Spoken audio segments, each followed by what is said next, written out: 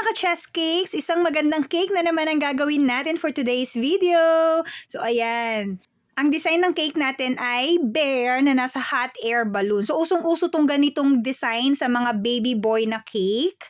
So ayan yung gusto ni client na design niya. Yung peg niya ay kinuha lang din namin siya online and then pinag-combine na lang namin yung iba't ibang design ng iba't ibang cake. Basta parang 2 or 3 yatang mga cakes yung mga pinag-combine namin yung mga design nila. So ayan, nakakuha naman kami ng magandang kinalabasang design. So ayan, natuwa talaga si client nung nung na-send ko sa kanya tong cake na to, nung pipick upin na nila.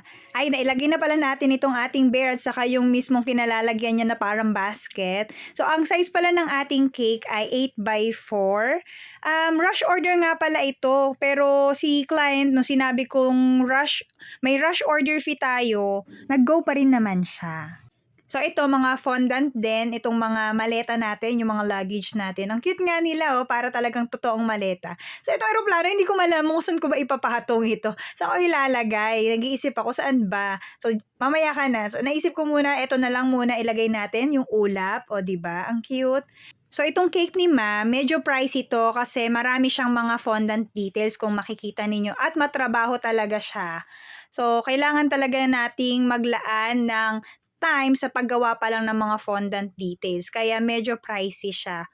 Pagka ganito kasing cake, ang order sa akin, mga 3D yung toppers, edible toppers, talagang pinepresyohan ko yung mga toppers na ilalagay, yung gusto nilang ilagay sa cake nila. Basta ganitong klaseng mga cake parang mga komplikado, masyadong matrabaho, masyadong maraming edible toppers.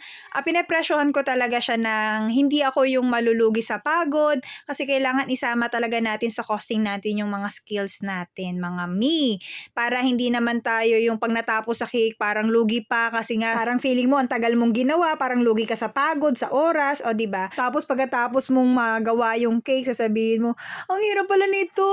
Ilang oras kong ginawa, tapos ang dami-daming toppers, parang nalugi yata ako . So ayun, para maiwasan talaga yung mga ganong senaryo, isasama talaga sa cake costing ang mga skills natin, mga Ayun. And tayo rin naman na nakakaalam ng mga skills natin kung kaya natin i-execute yung peg na cake ni client na sinend sa atin. So, kapag alam natin kaya natin, then go! And saka natin presyuhan yung peg na cake ni client. So, ayan na pala, tapos na ang ating cake. So, ayan na. So, yun lang ang aking mai-share for today. Yun lang for today's video. Bye-bye!